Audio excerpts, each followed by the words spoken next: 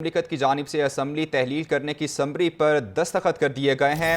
وزیراعظم شہباز شریف کی جانب سے اسمبلی تحلیل کرنے کی ایڈوائز دی گئی تھی۔ صدر مملکت نے قومی اسمبلی تحلیل کرنے کی سمری پر دستخط کر دیے ہیں۔ قومی اسمبلی تحلیل ہو چکی۔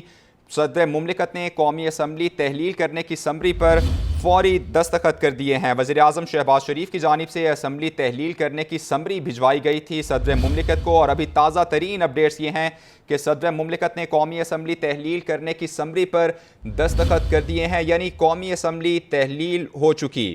صدر مملکت نے قومی اسمبلی تحلیل کرنے کی سمری پر دستخط کر دیے ہیں۔ صدر مملکت کی جانب سے قومی اسمبلی تحلیل کرنے کی سمری پر دستخط کر دیے گئے ہیں۔ وزیراعظم شہباز شریف کی جانب سے قومی اسمبلی تحلیل کرنے کی سمری صدر مملکت کو بھجوائی گئی تھی۔ تازہ ترین اپڈیٹس یہ ہیں کہ صدر مملکت کی جانب سے قومی اسمبلی تحلیل کرنے کی سمری پر دستخط کر دیے گئے ہیں۔ صدر مملکت نے قومی اسمبلی تحلیل کر دی ہے۔ وزیراعظم کی جانب سے جو ایڈوائز بھجوائی گئی تھی صدر مملکت کو، ان کی جانب سے اس پر دستخط کر دیے گئے ہیں۔ فوری طور پر قومی اسمبلی تحلیل ہو چکی ہے۔ صدر مملکت نے قومی اسمبلی تحلیل کرنے کی سمری پر دستخط کر دیے ہیں۔ کچھ دیر پہلے آپ کو ہم نے بتایا کہ وزیراعظم شہباز شریف کی جانب سے صدر مملکت کو اسمبلی تحلیل کرنے کی سمری بھجوائی گئی تھی، جس پر صدر مملکت کی جانب سے دستخط کر دیے گئے ہیں۔ قومی اسمبلی تحلیل ہو چکی ہے۔ صدر مملکت کی جانب سے قومی اسمبلی تحلیل کرنے کی سمری پر دستخط کر دیے گئے ہیں۔ نمائندہ خصوصی صدیق ساجد ہمارے ساتھ موجود ہیں، مزید تفصیلات ان سے لیتے ہیں۔ جی صدیق۔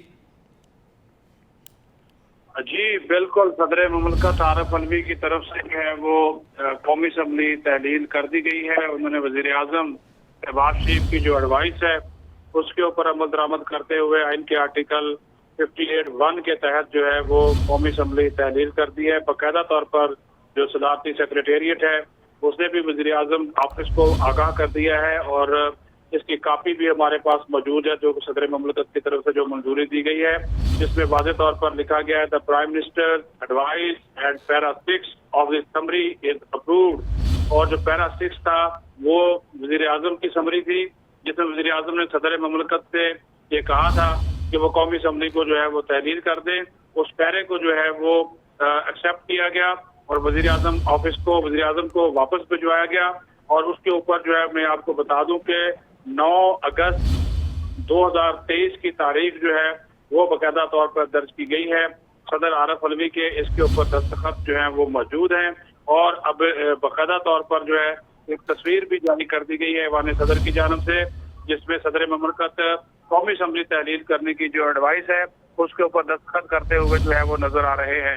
تو یہ صدر مملکت کی جو ایڈوائس ہے وزیر اعظم کو موصول ہو گئی ہے۔ واپس صدر مملکت کی طرف سے جو ایڈوائس پر دستخط کیے گئے ہیں وہ واپس سمری جو ہے وہ وزیر اعظم کو موصول ہو گئی ہے۔ یہ بتائیے گا کہ چونکہ سمری جو بھجوائی گئی تھی 9 اگست کو بھجوائی گئی تھی، ابھی 10 اگست شروع ہو چکی ہے، تو یہ جو تحلیل ہوئی ہے قومی اسمبلی، کیا یہ 10 اگست سے اس کی تحلیل تصور ہوگی یا پھر 9 اگست سے ہی ہوگی؟ اس میں ذرا کلیریفائی کیجیے گا۔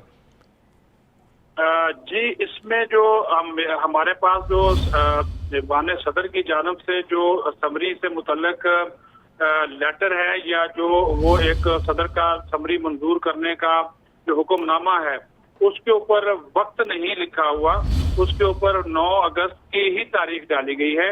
تو اس کا مطلب ہے کہ صدر مملکت نے 9 اگست کی ہی جو تاریخ ہے، یعنی کہ جو کل گزر گیا، اب تو 10 اگست شروع ہو گئی، اب سے تھوڑی دیر پہلے اس کے اوپر دستخط کیے ہیں، یعنی کہ 10 اگست شروع ہونے سے پہلے۔ تو مطلب اس کا یہی ہے کہ یہ صدر مملکت نے جو قومی اسمبلی تحلیل کی ہے وہ 9 اگست کو ہی کی ہے، اور اس کے مطابق اب پرسوں اسی وقت کے مطابق 11 بجے کے قریب جو ہے وہ جو پورا ہو رہا تھا ٹائم 48 گھنٹے کا، اب اس کی طرف بھی نہیں جانا پڑے گا۔ اب یہ امیڈیٹلی جو ہے اچھا، آگے معاملہ صدیق، آگے معاملہ یہ آتا ہے کہ چونکہ وزیر اعظم کے پاس 3 دن کا، یہ حکومت کے پاس نگران وزیر اعظم کی مشاورت کے لیے 3 دن کا وقت ہوتا ہے، اس میں 72 گھنٹے ہوتے ہیں یا 3 دن 3 ڈیٹس ہونی چاہیے؟ چونکہ اگر 9 اگست کو اسمبلی تحلیل ہوئی ہے تو پھر تو 11 اگست تک یہ فیصلہ ہر صورت کرنا ہوگا۔ آرٹیکل 224 بڑا واضح ہے، اس میں لفظ استعمال کیا گیا ہے ود ان 3 days، وہ 3 دن ہیں۔ اس کے اندر اس میں کوئی چھٹی نہیں ہے، اس میں 72 گھنٹے کا لفظ نہیں ہے، ٹھیک ہے، اس میں 3 days کے الفاظ ہیں۔ ابھی تھوڑی دیر بعد جو ایک اور بڑی خبر آئے گی